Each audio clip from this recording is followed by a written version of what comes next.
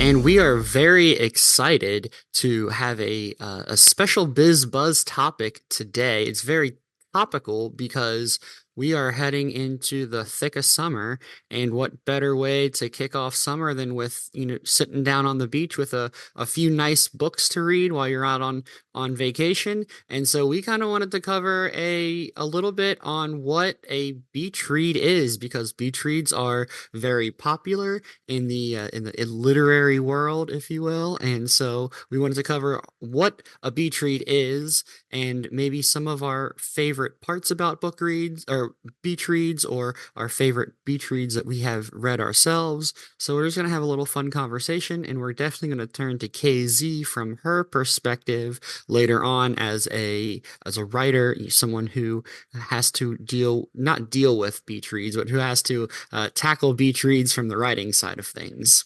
So, first of all, let me just begin with what is a beach read. And I think it's a little bit up for debate, sort of. But one of the things that I learned was really interesting.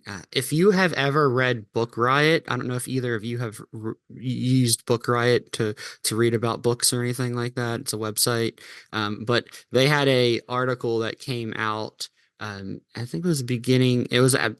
Wow, it was almost 4 years ago now in 2020. But the the most interesting thing I found out about beach reads was beach reads were first used in 1990. So if you think about that, that was over 30 years ago, which is either really short or really long time ago, depending on who you are. But but I thought that was interesting that in the length of publishers, beach reads are only a relatively recent thing. And beach reads are basically easy, quick reads that you can sit down and kind of turn your brain off as you read throughout your summer vacation. So, Colleen, is there anything on beach reads there like that you learned about? Well, what I know about beach reads, I don't know if I've learned about it. I think that's very interesting that you said that because you weren't even born then.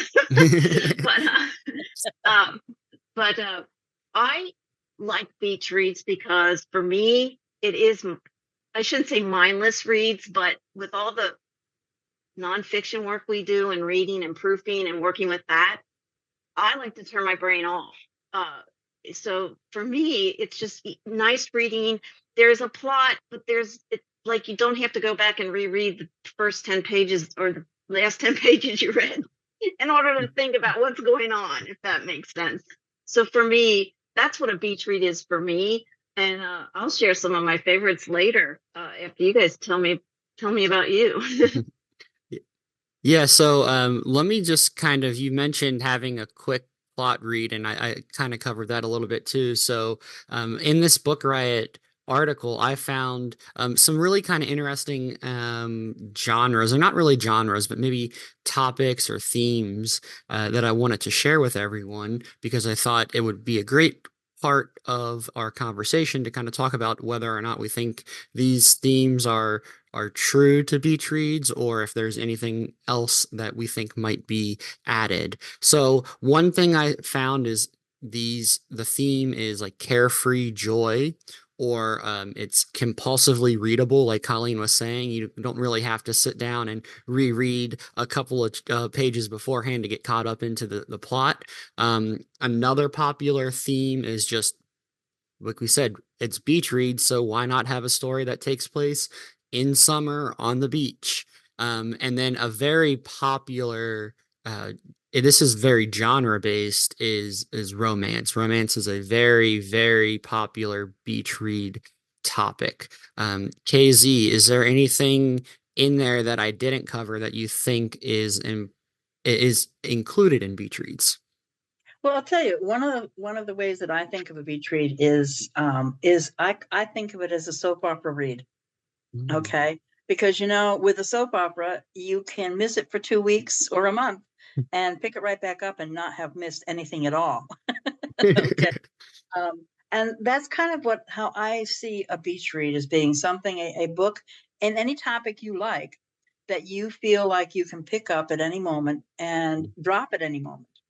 Okay, Mhm. because you're at the beach, you're just relaxing, you're on vacation, whether you're at the beach or not. This is a vacation read. You are on vacation, your mind is unstrung. Okay, um, there is absolutely no doubt in my mind that people who go on vacation leave their minds behind. uh, Mhm. Oh, and so true. that's coming from someone who lives in a vacation area. So I see that on a regular basis. But the advantage to that is that you can so readily just pick up a book and truly drop into it and simply immerse yourself in it and enjoy it. And that's what a good beach read does, no matter what the topic is. I think your themes, okay, we're right on target, Peter. And you are right about it being romance. So Mhm. many of them are romance, and there's a reason for that. It's because romance is usually light and entertaining, Mhm. and even if it's dark or fantasy or science fiction, it's still the romance side of it is appealing to everyone. Mhm. No, yeah, that's so true. Again, going back to that book riot article, they mentioned something to the effect of, it's a beach read is almost more geared towards like women's fiction. Not necessarily saying that that's the only type of beach read, but like you mentioned, there's the fantasy or there's the like the female like main characters. So whether that's fantasy or romance or detective novel or whatever it is, that's usually somewhere around where the beach reads focused. And I think that's really um, um, a, a- an important, maybe not distinction, but something to keep in mind if you're writing beach reads. Oh, that's for sure. Mhm. If you're writing beach reads, in addition to there being themes around what defines a beach read, as a writer, a beach read, a book actually is defined as a category. There is a category on Amazon that is tracked, and on other book tracking public applications. It is a category that is tracked. Mhm. So there are people who earn a living writing beach reads.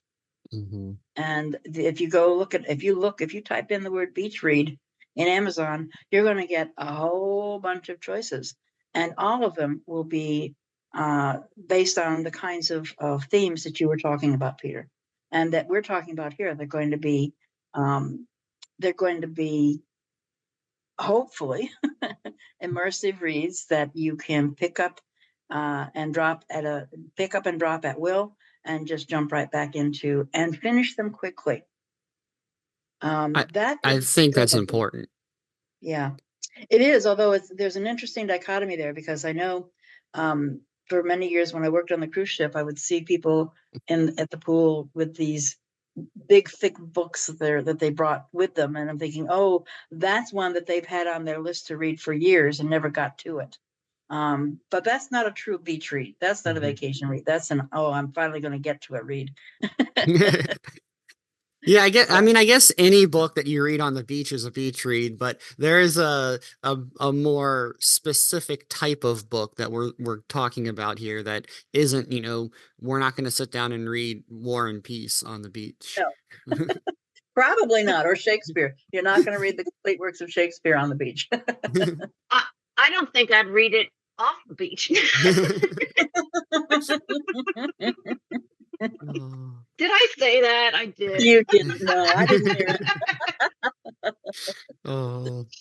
Yeah, so since we're talking about beach reads being like fun and quick reads, another I think important characteristic is usually these books are books that are found in a series that usually come out yearly in May or June. So every new summer, a new book for the beach read series comes out, and you can hop into a new book right on your vacation that year. That's True. true. And actually, I think what you see is happening with a lot of authors who who are writing beach reads is they're starting their series at the beginning of the beach season, and they might launch every 3 to 4 weeks with another one in the series. But they've been writing them all year long to get them ready to launch during that prime season. Yeah, that's a real big trend. Hmm. Yeah, I know. I'm just thinking back. I think I'm gonna ask Colleen to share her favorite beach reads because I think I have my I think I have in the back of my mind what she might be saying. Well, I'm not going to share one because you'll have to listen to our book or read our book to find out one's favorite, my very favorite. Maybe I should because it makes you You should laugh. But say it. anyway, You should say it. Because okay, that's the one I was thinking of. okay. Well, and then later I'll share another one. But Janet Ivanovich is a hilarious Stephanie Plum series. And I didn't know anything about her, but years ago when we went on vacation with some friends, my sister had told me about this Janet Ivanovich, Stephanie Plum series. And I was like, oh, yeah, whatever. I was looking for something to read on the beach. She said, Colleen, you are going to laugh out loud with the antics that Grandma Mazur gets in and Stephanie gets in, blah, blah, blah. And she's like, it starts with one for the money, two for the dough. And the series is now up to, I think, almost 30 books. Okay. So I went and took 3 or 4 to the beach with me because I'm a fast reader and I love to read on the beach. And I literally was laughing out loud on the deck when we were having breakfast or on the beach. And people would, like, the people we were with would look at me and go, what's going on? So the lady with me, she ended up starting to read them. And so it was just funny. It's relaxing. They're fun. They get into antics. It just is hilarious.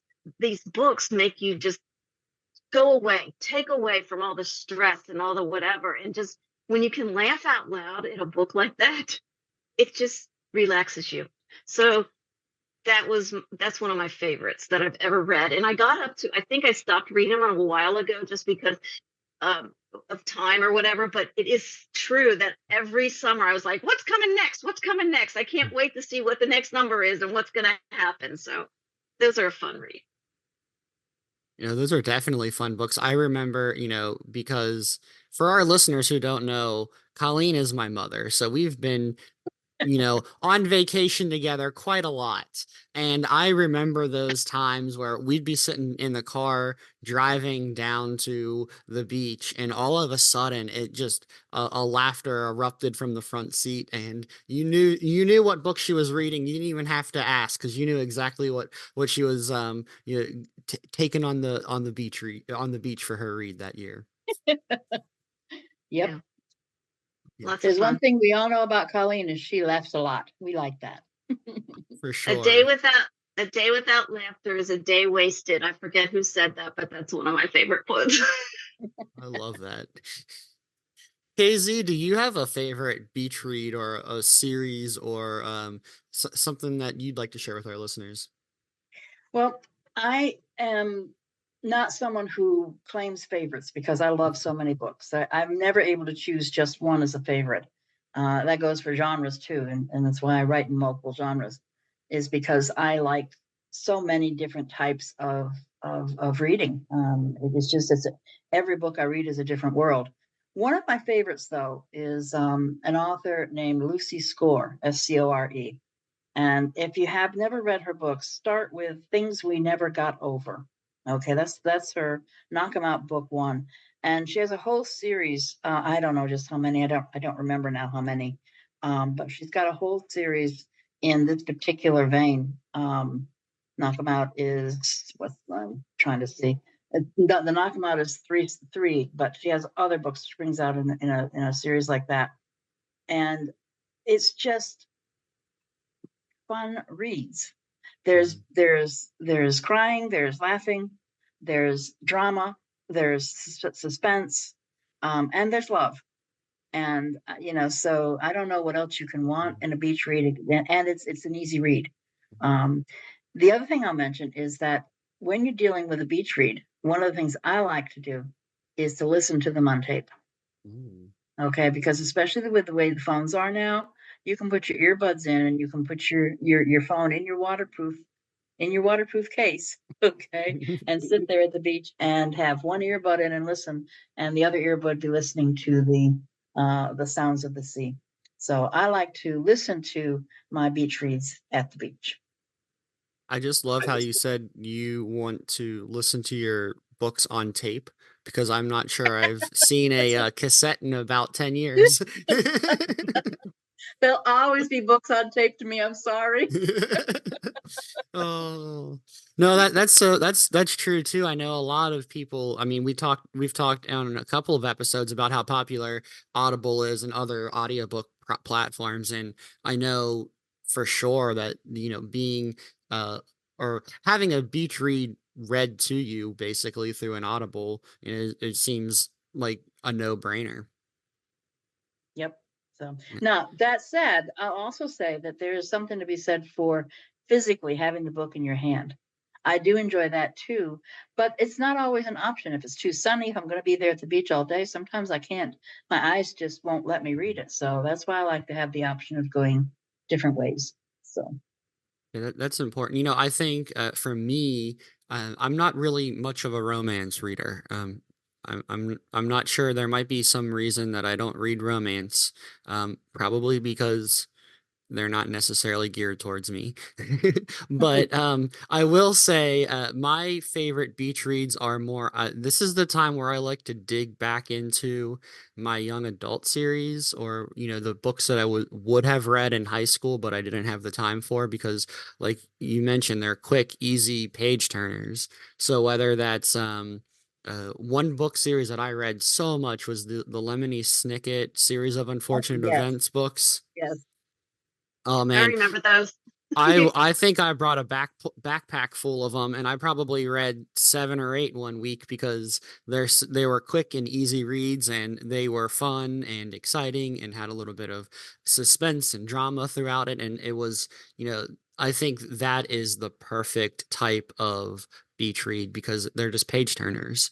Um, One thing I do want to say, I know KZ, you mentioned how you like to listen to your books. But having a physical book is really something that's nice as well. I think on the beach, it's almost, I don't want to say sacrilegious, but you almost have to have a book because, think of bringing a Kindle or a phone or something like that. You have the risk of water, obviously, but it's so hot out and you get the glare off of the sun. There's nothing that's going to replace having a book in your hand while you got your toes in the sand and a cold drink by your chair. Oh, I have to agree with that. Now I'm going to have to go do that, and I can. Ha ha. We'll be down soon. No, I'm kidding. I live at the beach, guys. So that's what we're laughing about. Yeah, I guess I said this the other day when we were talking about this, or taking our notes beforehand. I said, KZ, every book that you read is a beach read. That's right. Every single one. Oh, yeah, yeah. So, Colleen, what do you have something to add there? Well, when you're done, I got a couple more that I want to just share with people. So, Yeah, go uh, ahead. What are some okay. what are some other ones? Well, this is funny. I used to read, and not that I don't anymore, but Debbie McComber and Cheryl Woods, those are perfect beach reads if you like those Oh, two yeah. authors. Yep. Some of them are in series, some of them are standalone. But last summer, right before we went on a weekend visit up to Lake Erie, my mom had left some books here when she lived with us. She passed away, and she left this book by W. Bruce Cameron. It was a book about a dog, and it said A Dog's Courage or something. And I'm telling you, I tried to start that book like 5 or 6 times, and I just put it down because I'm like, okay, I don't get this. A dog's talking to you or whatever. Well, I took that on the trip because I didn't have any other books. And I'm telling you what, I fell in love with that writer and that series. And now I can't wait to read some more. But it's a dog's purpose, a dog's journey, a dog's promise, and several others. But those are the three that I fell in love with. You, like Candy was saying, you laugh, you cry. There's a bit of suspense and something that happens. But if you are a dog lover, and I think even if you aren't a dog lover, these books are just so, they're just wonderful. And they take you through where the dog is like acting like a human, talking about his experience and the way he lives his life. So I just wanted to say something about that W. Bruce Cameron. They are great. My favorite, one of my favorites of his is Piper's Story, which is a kitten and a puppy tale. Okay, I haven't come across that one yet, but I just was looking online here, and he's got a whole bunch of uh, like the Dog's Purpose, the Puppy Tales books. So I can't wait to read those. You got me started on him a while ago, Colleen. It's all your fault. Okay, that's okay. I think that's another important part of what a beach read is too, because like you just said, KZ, Colleen introduced you to the series and now you fell in love with them. I think these are books that people will go out and talk about with their friends because they're so enjoyable. And I don't want to say they were like the quote unquote viral, stories that we see on social media, but that's kind of what the basis of a beach read is, having a book, reading it, passing it on to your friends, and getting them hooked on the same story. Absolutely. And Yeah. then, when you find a writer that you enjoy, stick with them because they will bring you joy and sorrow time and time again, Yeah, and so as you read them every time. yeah, so true. So before we go, KZ, is there anything from the writer's perspective that you think we haven't covered or you think you'd like to add on beach reads? Well, I think one thing I will add is that um, writers tend to think in terms of seasons. Okay, so any writer who you don't have to be a writer who specializes in beach reads to write a beach read. Okay, so you don't have to be a writer who specializes in holiday books to write a Christmas book, Mhm. or a Fourth of July book or whatever. So the nice thing about this type of book for writers is if you enjoy this type of book reading them, then as a writer, try writing one. Mhm. It doesn't have to be you don't have to stay in one category your entire writing career. Yes, maybe you want to build your career as in one category, but that doesn't mean that you can't take the elements of your category, the brand that you create as a writer, and bring it in and do a beach read. Okay, Mhm. so okay, if you write about vampires, okay, that's your brand. So maybe you've got a funny book in you about vampires who go to the beach. Okay, yeah, Nocturnal beach. yeah, exactly. Enjoying the beach at night. But yeah, that's the idea. Obviously, that's an extreme example, but it's making the point that as a writer, explore what your options are, Mhm. know your brand, embrace your brand, and look at what other people are doing and what other people are buying, what readers are buying, and give it a try. Yeah, I think that's so important. And maybe I don't want to necessarily offer a challenge to all of our listeners, but now is the perfect time to pick up a beach read. And if you are a writer yourself, maybe over the next couple months, sit down and try your hand at writing your own beach read. Maybe it won't be something you fall in love with, but maybe it is something that you really enjoy. And next year you have two or three or four or five books ready for the summer months coming up. And if not, a beach read is timeless, which means that next May you can release it again. For sure. One thing you mentioned, you said it's writers think in seasons, and it just for some reason something clicked. It's almost like now's the time, kind of similar to the end of the year in November. Hallmark is about to drop all of their holiday movies, and it's holiday movie season. Now it's like beach read season. From May to June, every author is out there. Maybe not every author, but there are a lot of beach reads that are coming out right now, full and ready, and waiting for you, as a reader or a writer or whoever it is, to pick up a book and have some fun and just turn your mind off for a little bit while you're at the beach enjoying the summer. Great advice. Yeah. So, I do want to thank both of you for hopping on the Biz Buzz this morning, and I think that we had some, really we covered some really great tips and some really great topics on what beach reads are, and maybe even shared a couple of our favorite beach reads. So maybe you can go, and if you haven't read one of them yourself, there's a few options for you there. Just so you all know, I am going to be doing my monthly book review on what is not a traditional beach read, but I think it is a beach read for myself. And that is, I'm actually going to read, or I have read Brandon Sanderson's Mistborn series, and so I'm going to do a book review on the first book in his Mistborn series, because that's kind of the type of beach read that I enjoy. You know, a fun, quick, it's a little lighthearted, a little bit dramatic, but it is a page turner for sure. So that's going to be in the next segment after this, and we're gonna head over there right now.